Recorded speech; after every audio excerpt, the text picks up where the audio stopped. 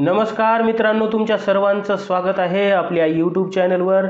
मित्रांनो, आपल्या यूट्यूब चॅनलवर हा अतिशय महत्त्वाचा व्हिडिओ महाराष्ट्रातील समाजसुधारक यामध्ये आज आपण पाहणार आहोत लहुजी साळवे यांच्याविषयी अतिशय सखोल माहिती।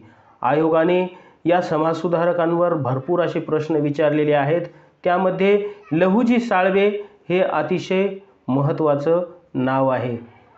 लहुजी साळवे हे शस्त्रास्त्र विद्येचे प्रशिक्षक होते आणि त्यांनी अनेक अशा क्रांतिकारकांना ही विद्या त्यांनी शिकवली होती, ज्यामध्ये दांडपट्टा खेळणे, काठी खेळणे, भालाफेक, तलवारबाजी अशा अनेक त्यांनी ह्या शस्त्रास्त्र विद्या त्यांनी त्या वेळी त्या क्रांतिकारकांना शिकवलेल्या आहेत। तर लहुजी साळवे या क्रांतिकारकांबद्दल, या समाजसुधारकांबद्दल आज आपण जास्तीची माहिती करून घेणार आहोत। मित्रांनो, त्यांचे संपूर्ण नाव होते लहुजी राघोजी साळवे।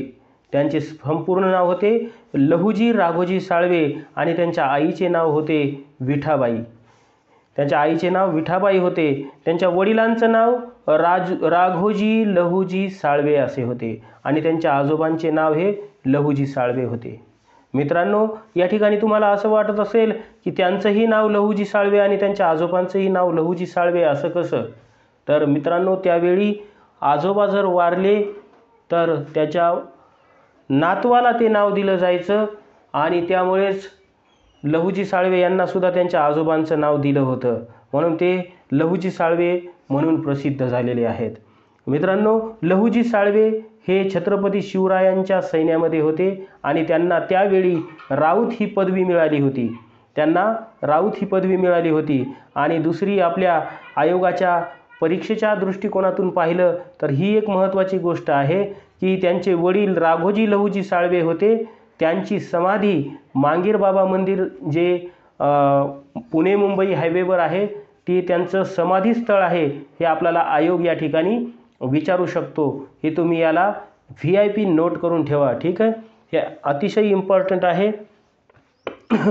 तर लागलीच आपण काय पाहू, त्यांची समोरची माहिती पाहून घेऊ। त्यांनी व्यायामशाळेची स्थापना केली होती, ठीक आहे? व्यायामशाळा, ज्याला ते त्यावेळी काय म्हणलं जायचं, तालीम म्हटलं जायचं, ती त्यांनी कधी सुरू केली होती?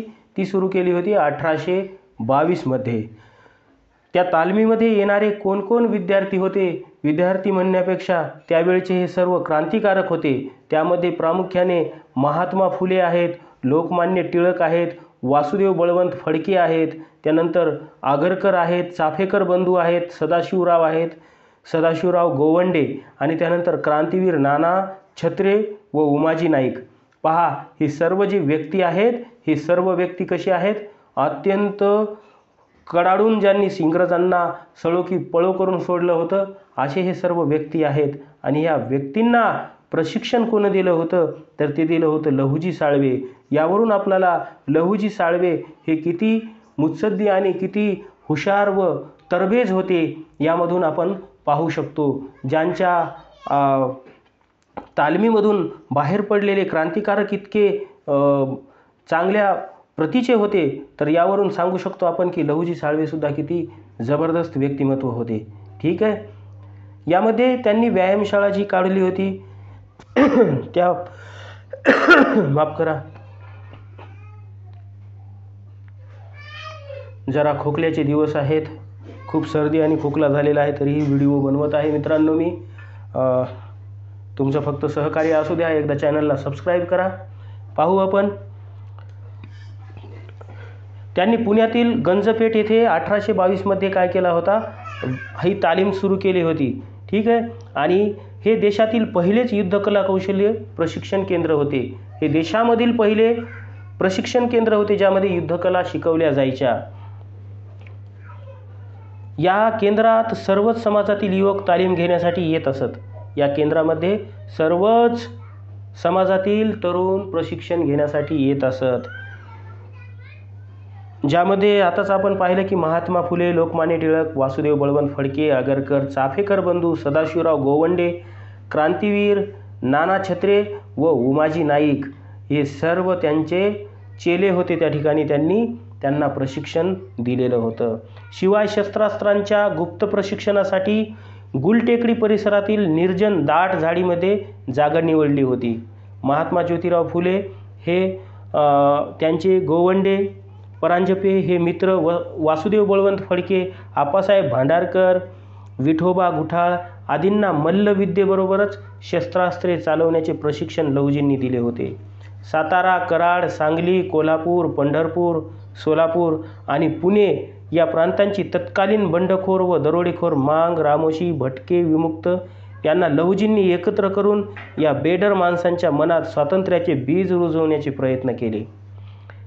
लहुजींचा उल्लेख आद्य क्रांतिकारक व क्रांतिकारकांचे गुरु असा केला जातो. बघा, हे सर्व क्रांतिकारक आहेत आणि या क्रांतिकारकांचे ते गुरु होते, म्हणून त्यांचा आद्य क्रांतिकारक असा उल्लेख केला जातो. त्यासहज क्रांतिकारकांचे गुरु असाही त्यांचा या ठिकाणी उल्लेख केला जातो. इतकं धाडशी आणि इतकं मुत्सद्दी व्यक्तिमत्व लहुजी साळवे हे होते. आणि या व्हिडिओच्या माध्यमातून आपण MPSCच्या अभ्यासक्रमामध्ये त्यांचं हे अनन्यसाधारण महत्त्व या ठिकाणी रेखित करू शकतो.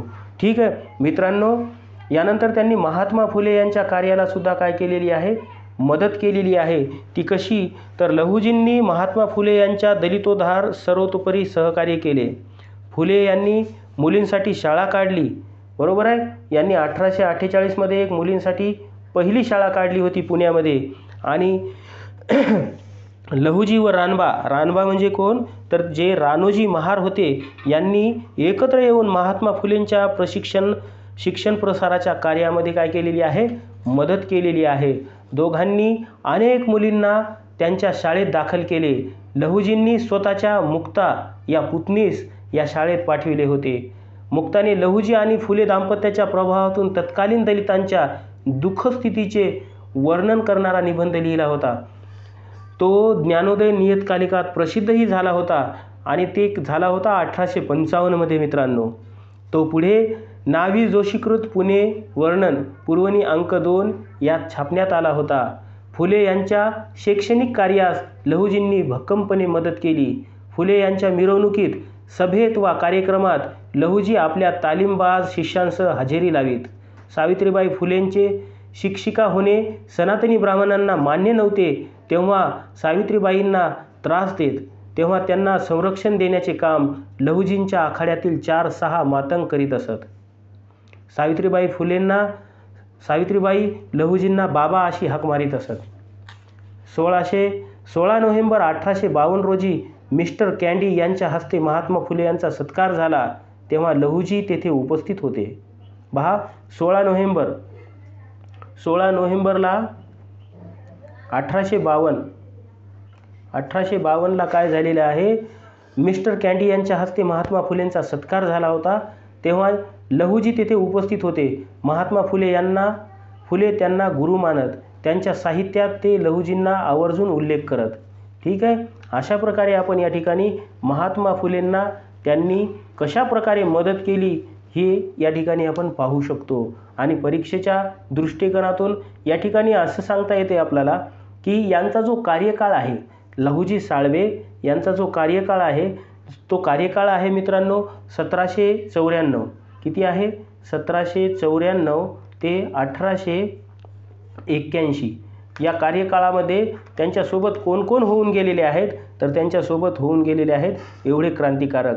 म्हणजे परीक्षेमध्ये आजकाल आयोग प्रश्न कसे विचारतो, हे कोण होते ते कोण होते असा प्रश्न विचारत नाही, तर त्यांचा एकमेकांचा संबंध कसा होता, कोण कोणाच्या कार्यकाळामध्ये होतं, कोण कोणाच्या कार्यकाळामध्ये नव्हतं, हे या आपल्या उमेदवारांना कशा प्रकारे माहीत आहे, या गोष्टींचा लेखाजोखा त्या परीक्षेच्या दृष्टिकोनामध्ये प्रश्नाच्या मार्फत घेतला जातो. मग तेव्हा आपल्याला या ठिकाणी ह्या सर्व गोष्टी समजल्या पाहिजे की तिथं जे 3 ऑप्शन दिलेत त्या 3 ऑप्शन म्हणजे 3 वाक्ये ते वाचायचे आहेत आणि खालचा प्रश्न तेव्हा आपल्याला सोडवायचा आहे. त्यावेळी ह्या गोष्टी खूप महत्त्वाच्या असतात. म्हणून आपण क्रांतिकारकांचा अभ्यास करत असताना अतिशय आपल्याला या ठिकाणी डीप माहिती घेणं गरजेचं आहे. ठीक आहे. यानंतर आपण पाहू 1857च्या उठावात त्यांचं योगदान. 1857चा जो उठाव झाला होता त्या उठावामध्ये लहुजींच्या तालमीत तयार झालेले अनेक क्रांतीवीर सामील झाले होते. लहुजींनी आपल्या शिष्यांना उत्तर भारतात कानपूर, मेरठ, ग्वाल्हेर या अशा ठिकाणी पाठवले होते. तात्या टोपे हे देखील लहुजींच्या कार्यामुळे प्रेरित होते. बघा, जे तात्या टोपे होते, तात्या टोपे हे सुद्धा त्यांच्या कार्याला प्रेरित झालेले होते. त्यावेळी 1857च्या उठावाच्या वेळी त्यांनी उत्तरेत पाठवले होते. उत्तरेत म्हणजे महाराष्ट्राच्या वरच्या भागात, म्हणजे मेरठ, ग्वाल्हेर, कानपूर म्हणजे दिल्लीच्या आसपास सर्व त्यांनी काय केले होते, आपले तालमीमधले शिष्य पाठवले होते. या उठावात लहुजींनी पाठवलेले अनेक जण मारले गेले. ब्रिटिशांनी पकडल्या गेलेल्यांना फाशी वा जन्मठेप अशा कठोर शिक्षा दिल्या. 1857च्या उठावामध्ये अनेक क्रांतिकारकांना आणि त्यांच्या शिष्यांना त्या ठिकाणी फाशी देण्यात आली. काही जणांना ठार मारण्यात आलं.